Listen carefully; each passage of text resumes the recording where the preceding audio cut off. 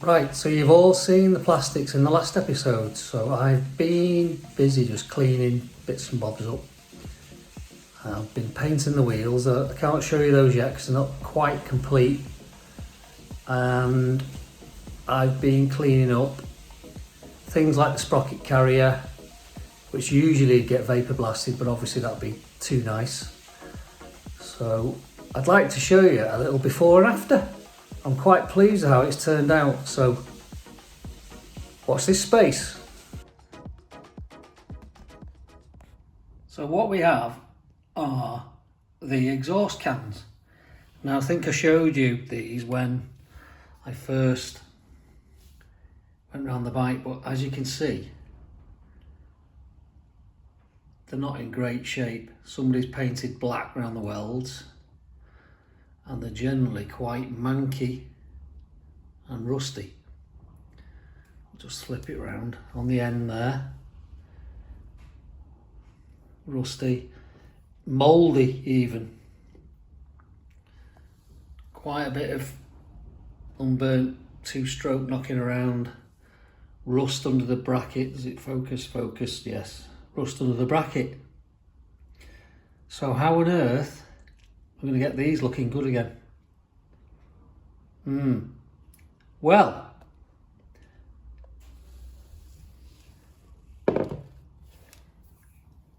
this is how. Here's one I prepared earlier, as they say. So I've used wired drill bits and let me just get hold of it properly, and they're like a grey Scotch-Brite that painters use to scrub down the paintwork, and I used it like on a back and two pull left hand, pull right hand, back and two motion, and it's turned out far better than I thought.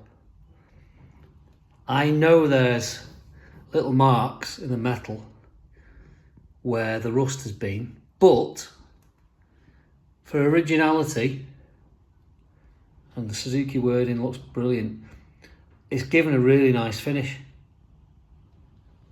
Some light scratches. I'll just flip it round, and on the back where all that rust was on the other one, yeah, okay, there's a few marks, but that's hidden. And don't forget, as I'll say again, it's patina, and that's what we're after. But they'll look great on the bike, they really will. Excuse my dodgy camera work. They'll look great on the bike. So one down, one to go.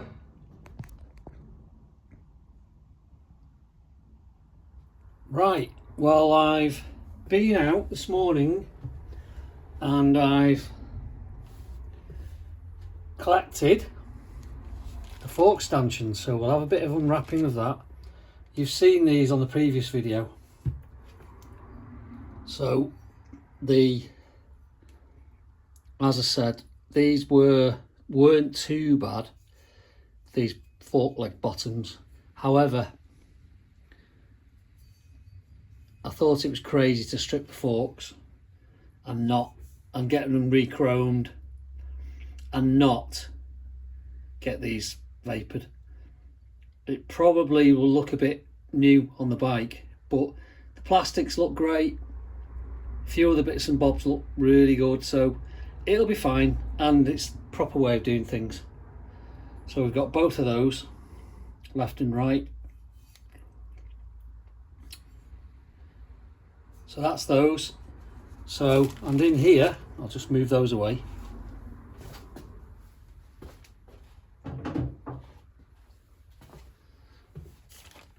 So in here we have, I know we have because I've seen them. Let's just get a blade. We have got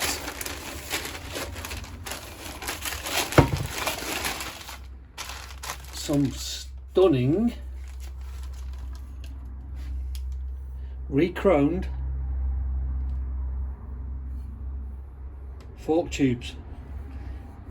Now I take them to a guy called Steve Kelson in a place in Cheshire, Sandbach, and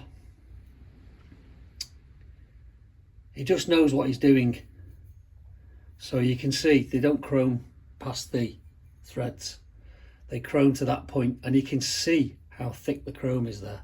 You can see a slight line. Ian, the man who I dealt with, said it's about 12,000ths of an inch thick, whereas, I think I've said this before, standard forks are about 4 to 5,000ths of an inch of chrome, and the Italian ones, are the Polini or something like that, I'm sure they're only 1 or 2 thou. So you'll spend 140, £50 on replacement stanchions, and as soon as a stone hits them, it's going to put a hole in the chrome. And I don't know if the camera will pick this up. If I zoom in on the hole there, you can actually see a slight, there it is, sorry. You can actually see a slight curvature around the hole.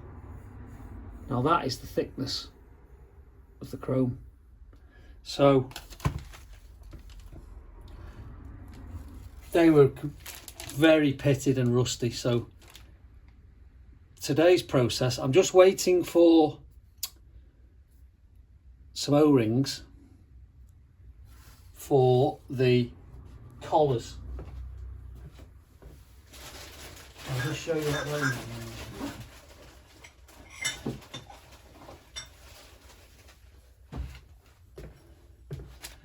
So these collars, I had them vapor blasted and got all the anodizing off. They are a bit marked, but it is what it is.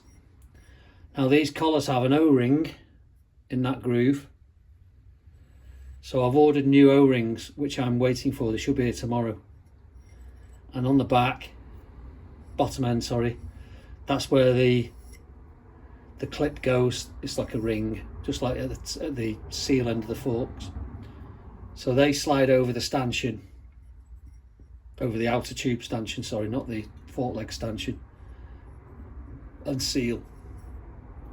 So I can't completely rebuild the forks today, but what I can do is screw them in to the fork legs, the feet, the bottoms, whatever they're called, bottom of the forks. So these, I'll just give them a little wire brush and clean any residue out of those threads. Now these get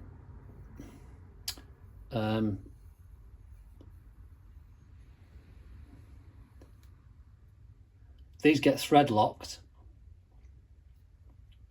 into the bottom of the leg. There's an O-ring that sits in the bottom. There's an O-ring that sits down there in that groove, and then the fork stanchion screws into the bottom. Then the valve goes, compression valve goes in there with an O-ring, and the thread lock goes in there, and a small grub screw just to hold it goes in there. So I'm going to do that now, that process. Bearing in mind, it's the first time I've ever done it. So taking them apart was the first time I'd ever done it, and putting them back together is the first time as well. So those of you who've done this a lot, look away now.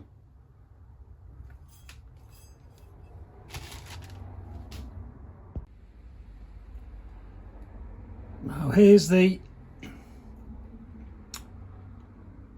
left hand side bottom foot. As you can see, the O-ring's in there. Put that O-ring in. So just put a drop of fork oil around the O-ring, and then I'll be screwing a fork leg in. So that'll have thread lock on it.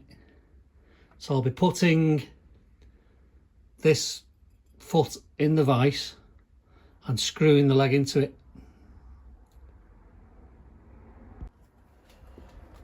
So I've got the thread lock. I'm going to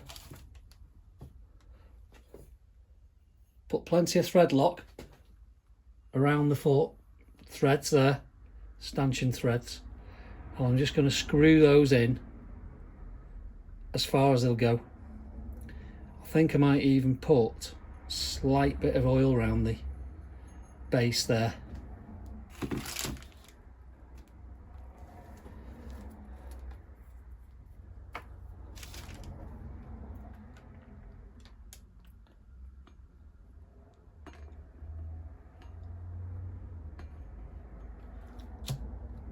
So I've put quite a bit of thread lock on the threads because we don't want these coming undone.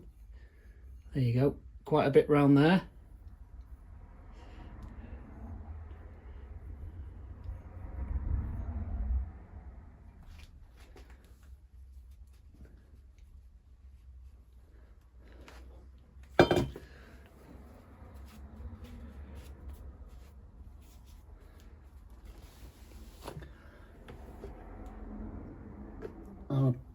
Just putting a drop of oil around the very bottom of the stanchion there, just so that it slides through the... I've oiled the O-ring as well in the foot, but I don't think that would do any harm, just putting a little drop of oil there as well. Now, let's see how it goes.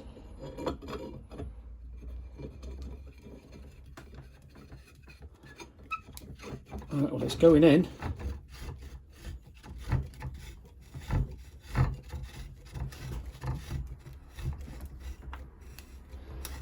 It's starting to tighten up now.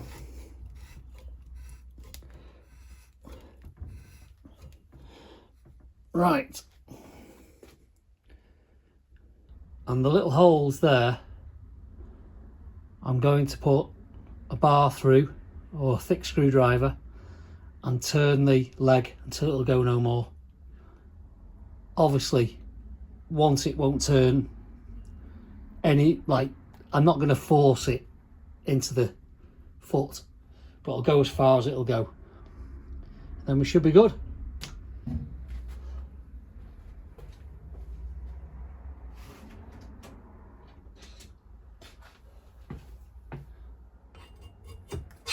Perfect.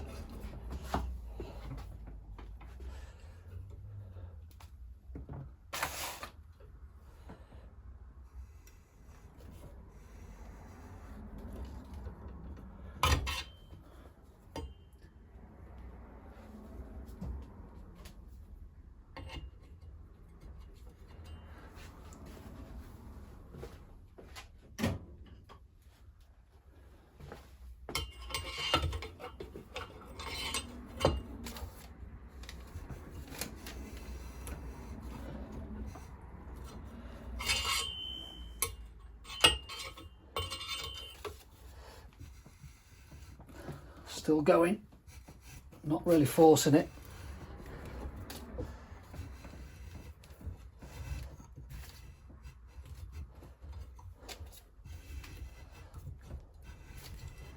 It's turning easier now, must have gone all the way through the thread. Now it's starting to tighten up again. Ah, that's tight, that is tight. That might have even been going through the O-ring. That is tight. Yeah, that's at the bottom. That's good.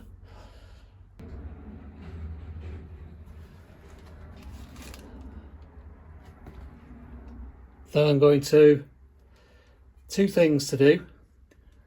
A little grub screw goes in there with a tiny bit of thread lock, not too much because they're hard to get out after. And then also I'm going to put the compression valve, adjustment valve back in. So that just needs a little bit of oil around the O-ring and the grub screw.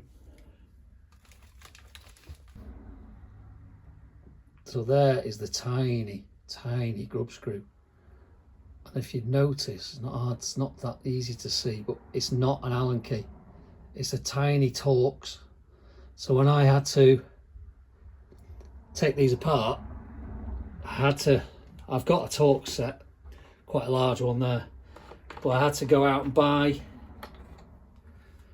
this pack of small Torx.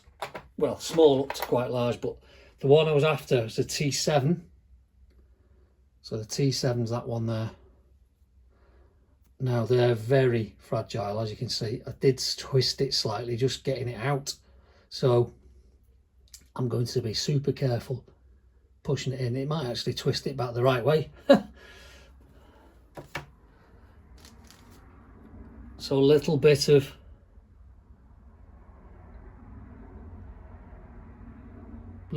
thread lock on the grub screw. Not a lot,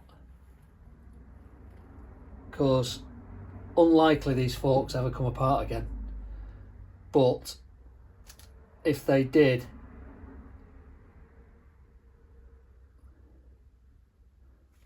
we want to make it a little bit easier.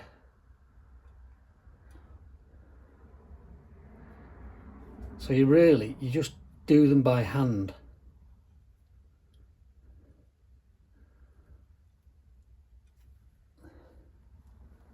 And then nip it up.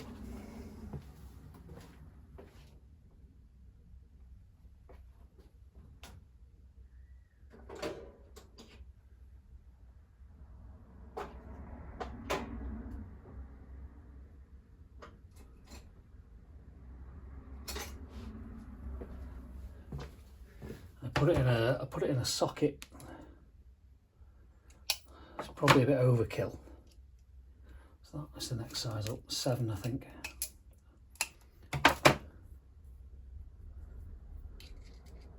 Yeah.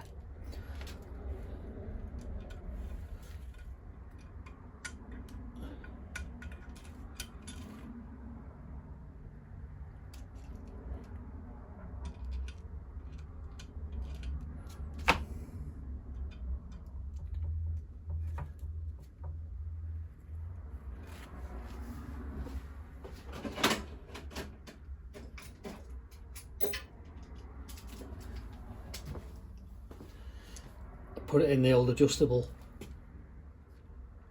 ratchet screwdriver. I think that'll be tight enough, to be honest. Yeah, that's still tightening. It basically makes contact with the threads on the fork. That's tight enough. It's just belt and braces to stop the forks coming undone. However, unlikely when they're bolted in. They're Loctited in, they're bolted at the top, they're in the fork, so it just stops it spinning out. So that's it. Nice and neat and tidy. Beautiful re-chromed fork leg. I'll just put the compression adjuster back in. So a little dab of fork oil on the seal, on the O-ring. Then I'll just push it in then.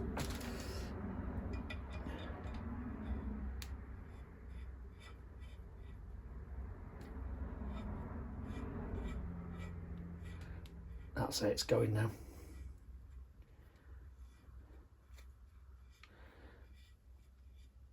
That's tight nearly. I'll just nip, once I've got it in finger tight, I'll just nip it up. I think it's a 17 spanner.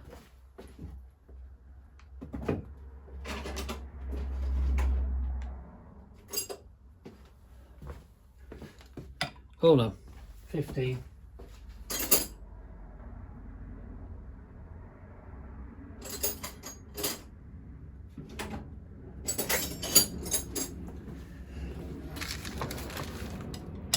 Yeah, 15. In fact, it might even be a 14.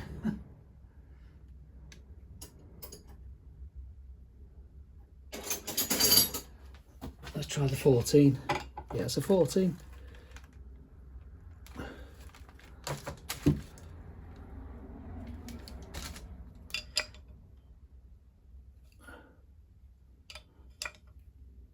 That's it.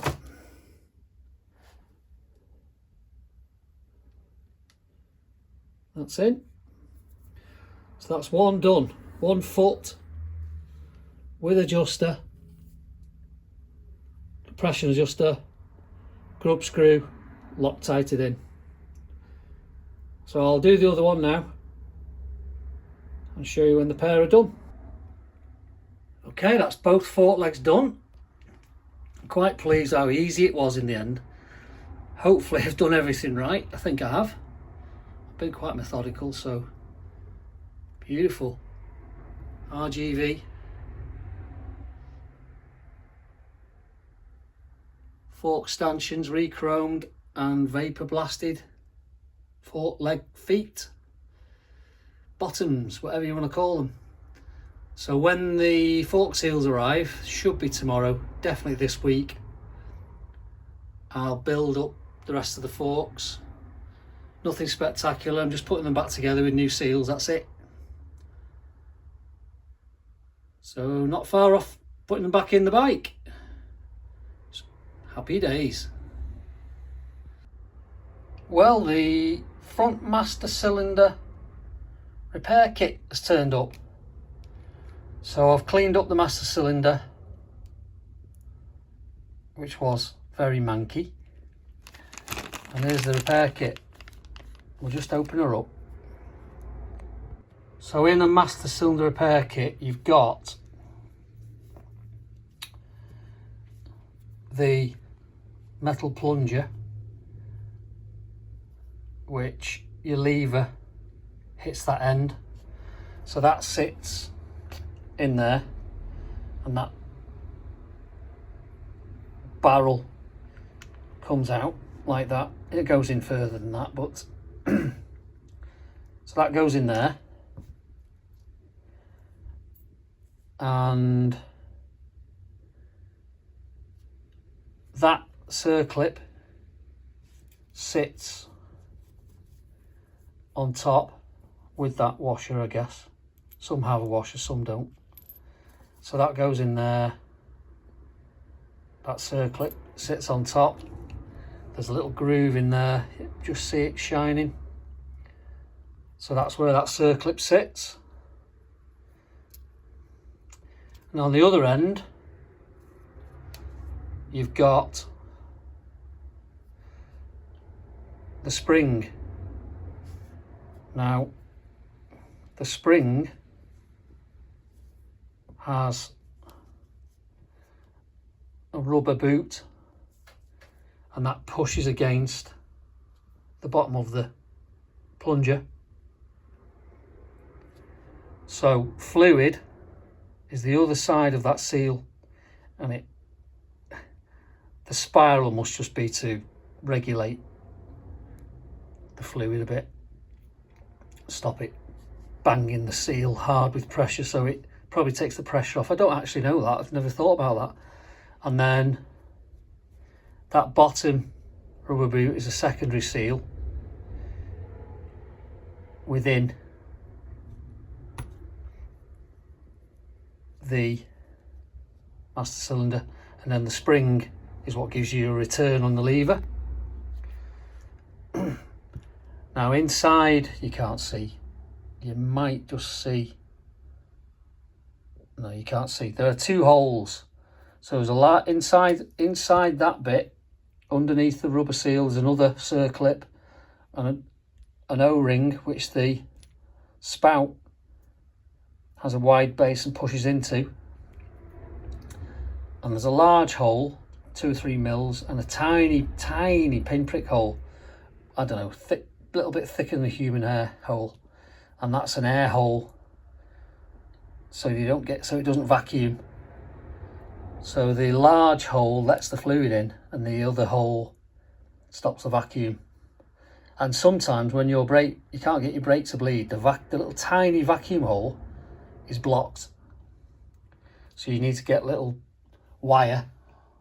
I use a little wire out of a wire brush and just push that in.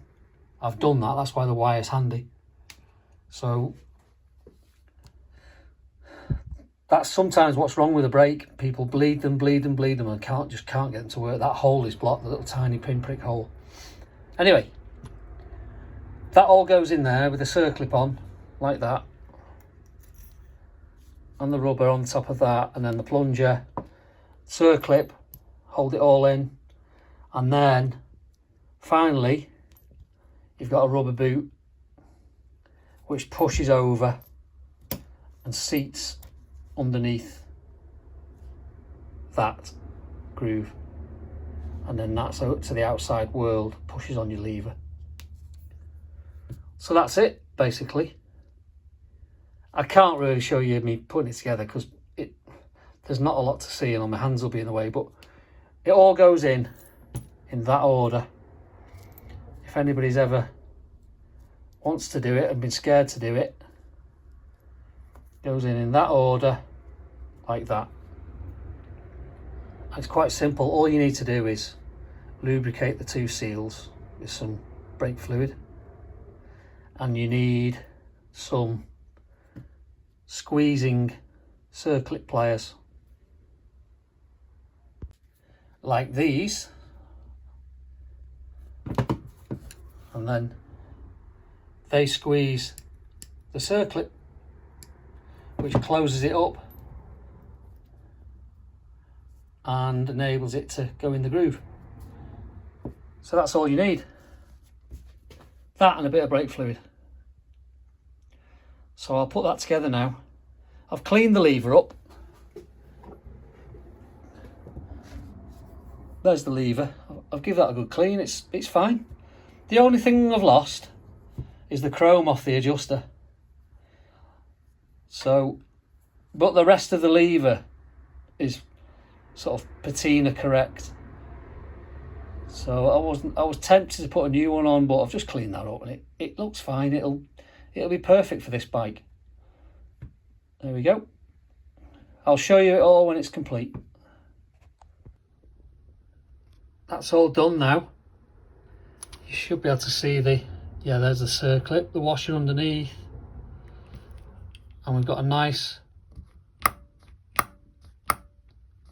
positive action there. That was absolutely sea solid with old brake fluid before. So now, oh yeah, that's lovely, smooth as anything. You can actually use the plunger again, to be honest, but when you buy a kit it comes with it anyway, so you may as well use the new one. So I've got literally tens of those, because I've done that many brake master cylinders over the years. I must have a dozen of those at least. So all I need to do now is fit the boot over the top like so. So that sits in that groove.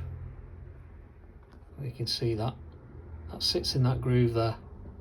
So that's all protected. Just need to fit the lever and that's ready to go on the bike once the forks are on. I'm just doing the cleaning up this front end, so the bit that goes inside the front fairing, the top nose cone.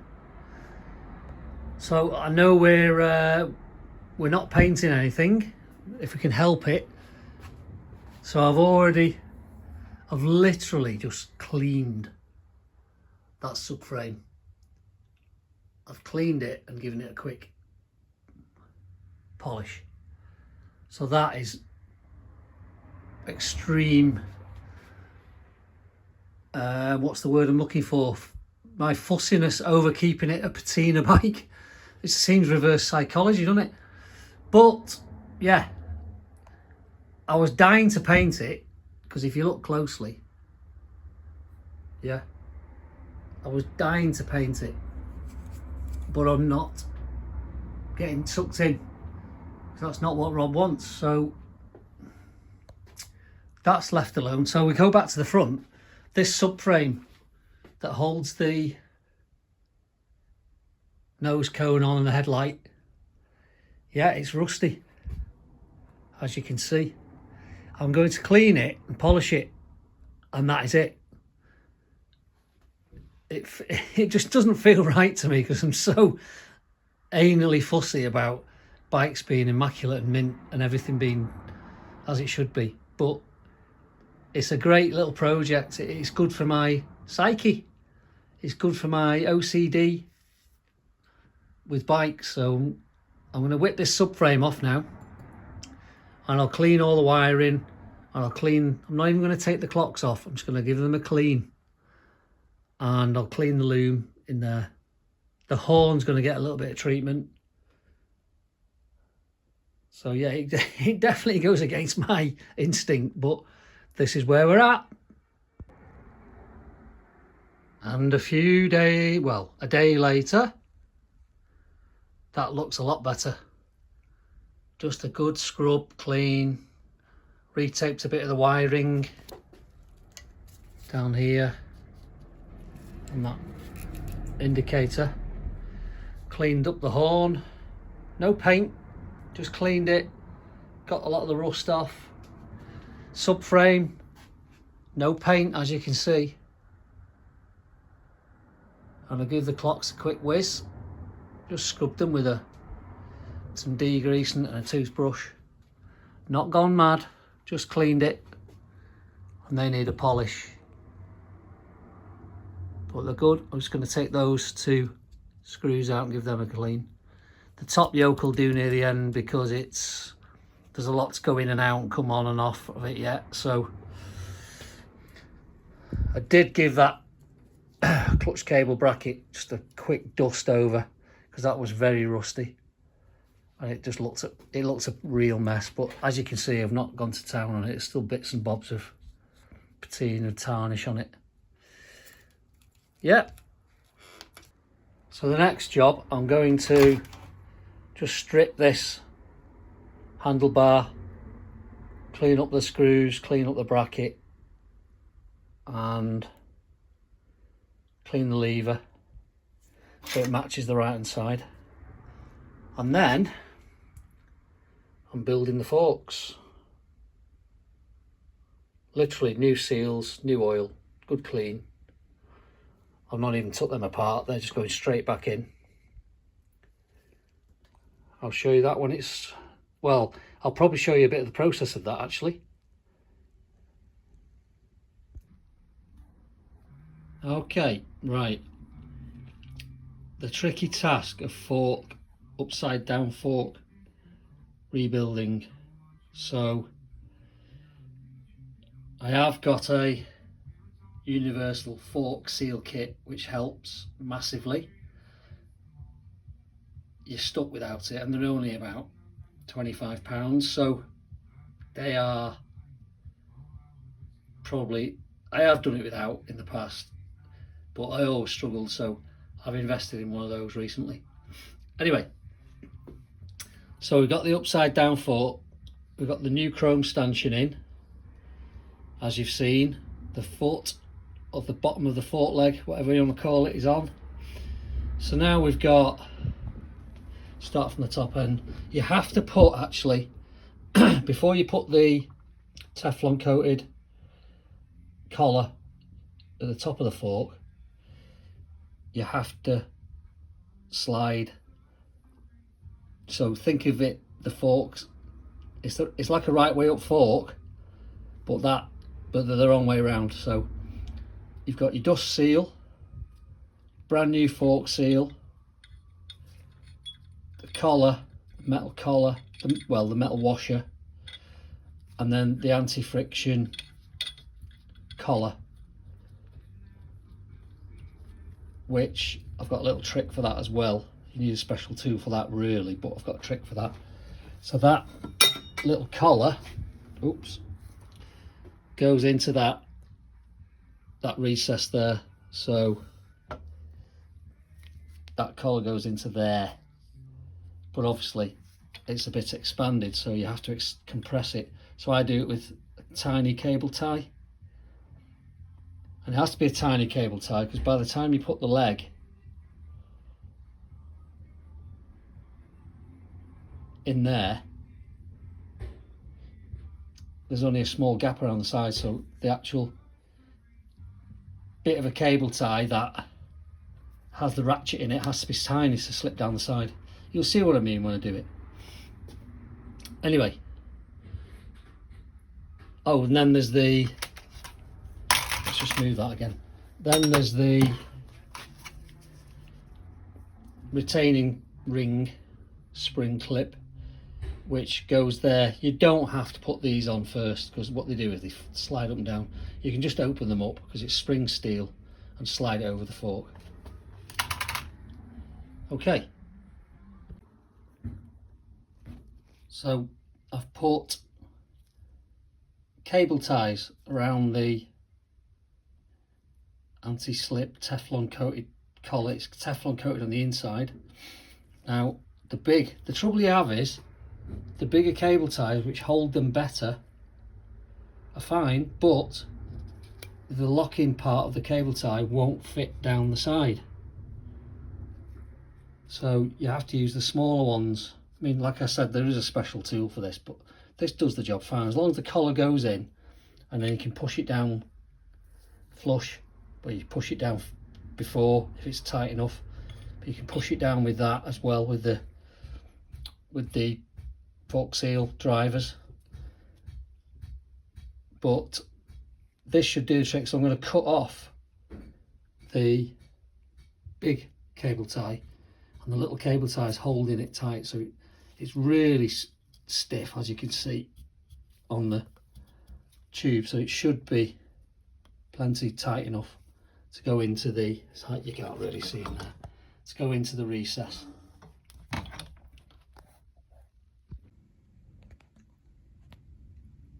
Right, the seal is in, the little clip is into its groove holding the seal in. Now it's just a matter of pushing down the dust seal. It literally just pushes in like that by finger. That's it, done. So we're all good there. So now it's a matter of fitting the internals.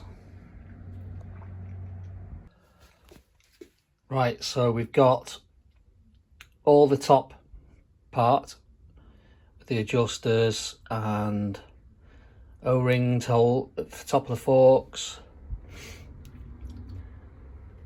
the rubber spacer, I'd call it, dampening spacer.